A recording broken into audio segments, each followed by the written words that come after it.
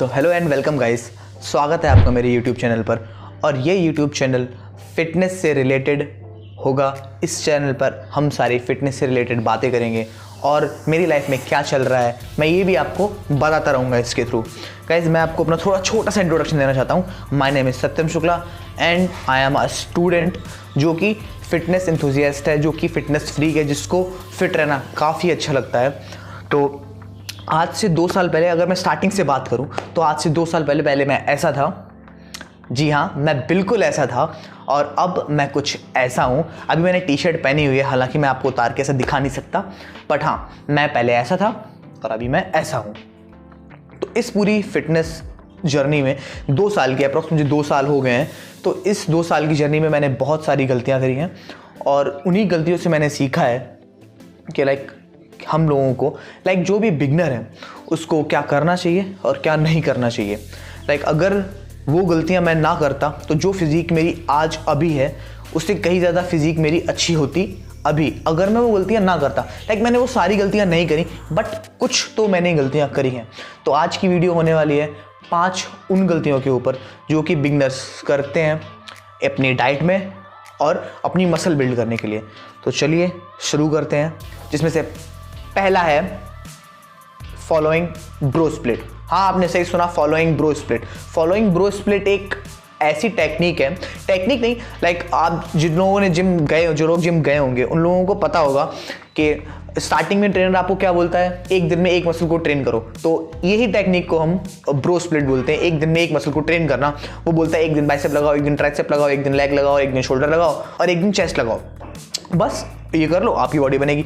लेकिन नहीं गाइस, आपको ऐसा बिल्कुल भी नहीं करना है। ब्रो स्प्लिट जहाँ तक कि थोड़ी बहुत आपकी मसल्स को इम्प्रूव कर सकती है, क्योंकि आप जिम में नए नए गए हो और जो भी न्यूबीज होते हैं उनमें न्यूबीज गेन्स देखे जाते हैं, but it is a not good method to grow your muscles. अगर आपको ब्रो स्प्लिट करना ही है तो आपने जब जिम ज्वाइन किया हुआ है तो बस उसके 1 महीने तक आप ब्रो स्प्लिट को फॉलो करेंगे, जस्ट फॉर आपके मसल्स को मूवमेंट की आदत लगने के लिए। बाइसेप्स की आपको कोई मूवमेंट करनी है तो हाँ, आपको आदत लगे कि आप बाइसेप्स को अच्छे से कर्ल कर रहे हैं। बस आपको मूवमेंट की प्रैक्टिस हो गई, देन आप ब्रो स्प्लिट छोड़िए, देन आप डबल बॉडी पार्ट स्प्लिट को फॉलो कर सकते हैं, जब आप एक दिन में 2 बॉडी पार्ट को हिट करेंगे, या फिर उसके बाद आप पुश पुल लेग को फॉलो करें। हम इसके बारे में एक ब्रीफ वीडियो में बात करेंगे, तो अभी मैं बात नहीं करूंगा इसके बारे में क्योंकि वीडियो बहुत लंबी हो जानी है। तो चलिए चलते हैं दूसरी गलती की तरफ। दूसरी गलती है ईगो लिफ्टिंग। जी हाँ, फिर से आपने सही सुना, ईगो लिफ्टिंग। यार, जिम में मैंने देखा है, मैंने क्या देखा होगा, आप लोगों ने भी देखा होगा, जब भी कोई नए नए बंदे जिम में आते हैं तो उनको बहुत ज़्यादा अट्रैक्शन होता है ऐसे बंदों से जो कि हैवी वेट उठाते हैं। उनको वर्कआउट करते हुए कम से कम 3 से 4 साल हो गए हैं और वो उनको देखते हैं तो उनको भी लगता है कि क्यों ना वो भी वही वेट उठाएं जो कि वो वेट उठा रहे हैं। एक बंदा मानो अगर 15 किलो के डंबल से बाइसेप कर्ल कर रहा है तो आपको जिम में जाके 15 किलो के डंबल से बाइसेप कर्ल नहीं करना है, उसको टाइम हो गया करते हुए और आप अभी जिम में नए नए हो। आप अपने वेट के अकॉर्डिंग अपना मैक्सिमम वेट उठाओ और वर्कआउट करो इन अ प्रॉपर फॉर्म, ना कि हैवी वेट से गलत फॉर्म में एक्सरसाइज करो। And the third one is your exercising technique. Yup, exercising technique ये एक ऐसी चीज़ है, अगर आपने इस पे ध्यान स्टार्टिंग में नहीं दिया, अगर आपका मूवमेंट स्टार्टिंग में ही गलत होता चला गया तो थ्रू आउट आप अपने मूवमेंट को गलत ही करते रहेंगे।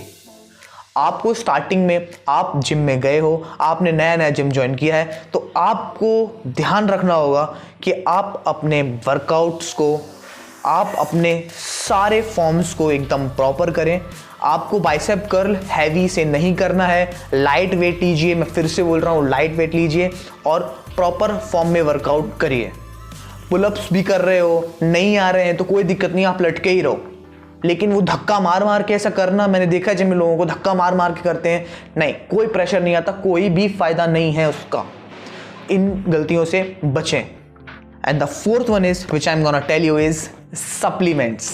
यस ये मेरा थोड़ा सा फेवरेट है बिकॉज इससे मेरी एक पर्सनल कहानी से जुड़ी हुई है। लाइक जब भी आप जिम में जाते हो तो डेफिनेटली जिम में ट्रेनर होते हैं और जिम का मालिक होता है, वो आपको फोर्स करता है कि मेरे पास आओ, आप ये डब्बा ले लो और ये आपकी बॉडी बन जाएगी।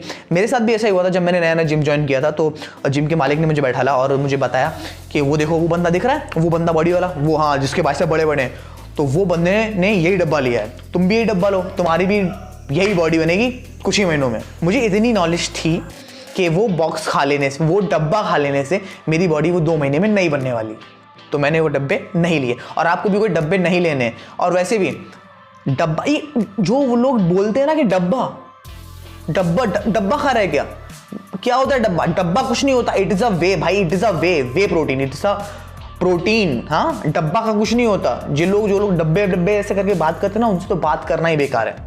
और जब भी आप जिम में जाओगे तो आपको सप्लीमेंट्स से बॉडी, आपको कुछ भी ध्यान नहीं देना है, आपको अपनी डाइट पे मेन ध्यान देना है, डाइट। अच्छा एक एग्जांपल लेते हैं। एक एग्जांपल, अगर मैं बात करूं डाइट क्या है और आपके जो है सप्लीमेंट्स है ये क्या है। आपको पता है जब हम लोग 8th और 9th 11th और 12th में थे तो हम लोग अपना एग्ज़ाम करते थे। उसके लिए जब भी हमारी एग्ज़ाम की जो आंसर शीट आती थी एक भरने के लिए, लिखने के लिए, तो हम उसमें लिखते थे, ठीक है ना। तो एज्यूम करो आपने आपने क्वेश्चन पेपर पूरा कर लिया है और 90% हो गया है। फिर उसके बाद आप मैम से मांगते थे ना एक मुझे सप्लीमेंट्री शीट चाहिए, मेरा पेपर थोड़ा सा बचा हुआ है, मैं उसको करूँगा, ठीक है ना। आपने वो मंगाई, आपने दूसरा वो बाकी जो 10% बचा हुआ है वो आपने सप्लीमेंट्री शीट में किया, ठीक है। अब आपकी कॉपी चेक होने गई और अगर एग्जामिनर के पास आपकी सप्लीमेंट्री शीट नहीं पहुंची बाई XYZ रीजन और उसने आपकी वही मेन वाली कॉपी चेक करी, तो आपको कोई टेंशन नहीं होगी बिकॉज आप जानते हो कि हाँ आपने 90% उसमें लिखा हुआ है और आपके मार्क्स अप्रॉक्स 90% ही आने वाले हैं, ठीक है ना। और अगर सोचिए, अगर टीचर के पास, एग्जामिनर के पास आपकी सप्लीमेंट्री शीट ही पहुंची और मेन शीट खो गई तो क्या होगा? तो आप तो जानते ही हैं, तो फिर आपके मार्क्स 10% से ही आने वाले हैं, 90% तो गए। तो यही बात है यार, मैं आप इस एग्जांपल से समझाना चाह रहा हूं। तो जो 90% हम जो कॉपी में लिखते हैं वो है हमारी डाइट, और जो हम सप्लीमेंट्री शीट लेते हैं वो है हमारे सप्लीमेंट्स। तो इन सप्लीमेंट्स के चक्कर में ये 90% जो हमारी मेन डाइट है इसको नहीं भूलना है आपको। मेन है हमारी डाइट और बाकी आपको बस सप्लीमेंट्स आपको केवल हेल्प करते हैं। मेरे जिम में कुछ बंदे हैं, वो बोलता है, एक है बंदा, वो बोलता है कि जो डब्बा ये प्रोटीन है, अगर प्रोटीन हमको मिल जाए तो जो है हम आपकी जैसी बॉडी बना लेंगे। प्रोटीन की कमी है हमारे घर में, जो है प्रोटीन को जो मना करते हैं सब लोग। प्रोटीन से कुछ नहीं होता, वो बस आपको हेल्प करता है। आपकी जब मसल टीयर्स होती हैं तो उसको फिर से रिपेयर करने में हेल्प करता है और वो बॉडी बना के नहीं देता। That's a myth. हाँ तो गाइस, अब मैं पहुंच गया हूं अपने फेवरेट पॉइंट पर, जो कि है मेरा 5वां पॉइंट, और इसको मैंने नाम दिया है confusion between cutting and gaining. हाँ, मुझे पक्का पता है आप लोग इस पॉइंट को रिलेट कर रहे होगे, बिकॉज जब मैं जिम में गया था नया तो जितने भी लोग थे बड़े ट्रेनर जिम में, वो मुझसे बोल रहे थे तू तो पतला है यार, काफ़ी तू पतला है, तू एक काम कर, तू पहले गेन कर उसके बाद कट कर, तब बनेगी तेरी बॉडी, तब बनेगा तू मेरे जैसा। ये सबसे बड़ी चूतिया बनती है, मैं आपको लिख के दे रहा हूँ, इससे कोई भी फायदा नहीं होता। आप बस ज़्यादा कैलोरीज खाते रहते हो और आप मास तो गेन करते हो, लेकिन वो प्योर मसल मास नहीं होता। आप मास के साथ काफ़ी सारा फैट परसेंटेज भी गेन करते हो। मैं आपको एक एग्जांपल के थ्रू समझा सकता हूँ। आप सपोज करो 2 बंदे हैं, वो एकदम सेम टाइप के, सेम हाइट के, सेम वेट के, ठीक है। तो हम लोगों ने उनको ट्रेन करना स्टार्ट किया एकदम नया।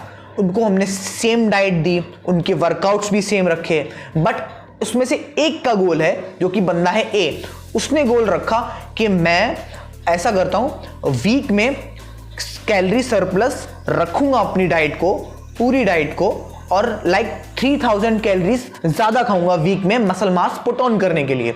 और जो दूसरा बंदा है, बी बंदा, उसने सोचा कि मैं ना ऐसा करता हूं, मैं केवल एक 1000 कैलोरी का सरप्लस रखता हूं पूरे वीक में मसल मास पुट ऑन करने के लिए। तो आपको पता है इसके रिजल्ट क्या आने वाले हैं? मान लो यही प्लान पूरा 4 वीक तक इस बंदे ने चलाया और यही प्लान पूरा 4 वीक तक इस बंदे ने चलाया, तो जो ये बंदा है जो कि एक वीक में 3000 कैलोरी सरप्लस चल रहा था, ये भी एक मंथ में एक pound approx 1 pound muscle mass gain करेगा, और वही यही बंदा जो कि 1000 कैलोरी सरप्लस पे था वो भी 1 पाउंड मसल मास ही गेन करेगा। दोनों सेम मसल मास को गेन कर रहे हैं, आप देख रहे हैं, जबकि इसकी कैलोरीज थी 3000 कैलोरीज और इसकी कैलोरी सरप्लस थी 1000 कैलोरीज, और सेम मसल मास दोनों पुट कर रहे हैं। तो ये जो कैलोरी गैप आ रहा है ये इसमें एज अ फैट स्टोर होगा इस बंदे की बॉडी में, जो कि बंदा है अपना ए। इसने कुछ खास नहीं कर लिया, इसने अपना फैट परसेंटेज बढ़ा लिया है, दैट्स इट, और कुछ नहीं। आप आई होप आप लोग समझ रहे होगे मेरी बात को, मैं क्या बोल रहा हूं। ज्यादा कैलोरीज इनटेक करना बराबर नहीं है ज्यादा मसल मास पुट ऑन करने के, दैट्स इट।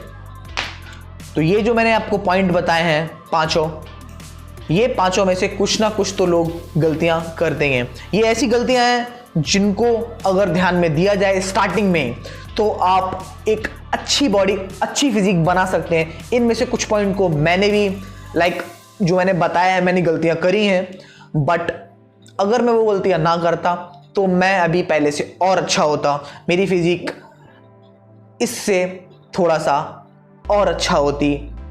बट कोई बात नहीं, मैंने गलती करी, मैंने सीखा, मैंने जो भी सीखा मैंने आपको बताया, उसी के लिए मैंने ये वीडियो बनाई है, और आप लोग इससे देख के सीखें। और आपको अगर मेरी बातों में अच्छा सा फैक्ट लगा है और आपको मेरी बातें अच्छी लगी हैं तो hey guys, please subscribe my YouTube channel and bye, मिलते हैं नेक्स्ट वीडियो।